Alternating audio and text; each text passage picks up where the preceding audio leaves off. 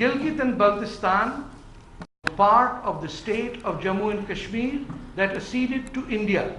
Pakistan invaded these territories by committing war crimes, by sending its civilian soldiers in civilian attire and occupying those territories. There is no question Gilgit and Baltistan were never asked what to pawn.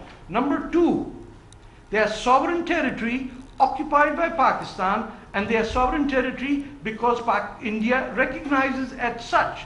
As far as Pakistan goes, have you read the United Nations Security Council resolution of 1948? What is the first point, sir? What does the first point say? That's what I'm telling you. I'm asking a question, sir.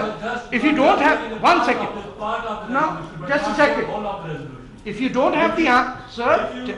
If you are going to, as a commentator, you have to be impartial. No, I'm not impartial. I'm not impartial. I'm not impartial. You should read your holy and No. My question, sir. It is written in the United Nations.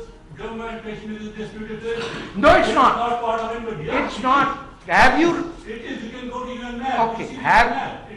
I have one question. Have you read the United Nations Security Council resolution? Yeah. And what is line number 1? What is line number 1? You don't know, right? I know. What does it say? Please tell me.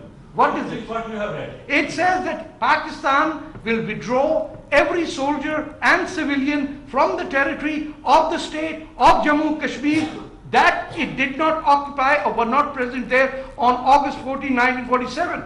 Yeah. So get the damn Pakistani troops out of there and get your surrogates from the Chinese army out of that area and then come down and talk. Don't spend this Pakistani propaganda over here that Jammu and Kashmir. No, sir. Why do you say Pakistani propaganda? Because you are a terrorist government. I am also, like Baranda is here, I am also here, I am fighting for my rights. How can you then be as a terrorist or a Pakistani? Anybody supporting Pakistan is a terrorist. You see, the UN resolutions are that both. You haven't read it, sir. You have not read it, and you do not have the courage to admit it. First begin with the UN Security Council Resolution 48. Sir, have you read it? Have you read? No.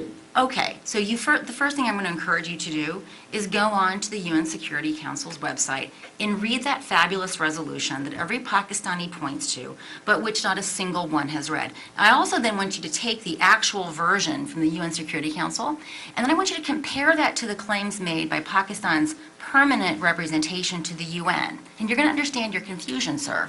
So the resolution is actually very clear. There are 3 steps. They were sequential and they were conditional. The very first step was that Pakistan was supposed to demilitarize to the satisfaction of this UN body that was to be established. Then, conditional upon the UN being so satisfied with this demilitarization, India was also supposed to demilitarize with a presence being permitted to defend itself against Pakistani aggression. The third, having both of those 2 steps taken place to the satisfaction in sequence to this preferences of the UN, then the plebiscite would be held. So all those Pakistanis that are so upset about the plebiscite that never happened, they have their own government to blame because Pakistan never fulfilled the first necessary but insufficient condition. So I'm going to encourage you to actually read that before you ever make such a fool of yourself again by presenting it in public, right? So just do yourself a favor by reading the darn thing.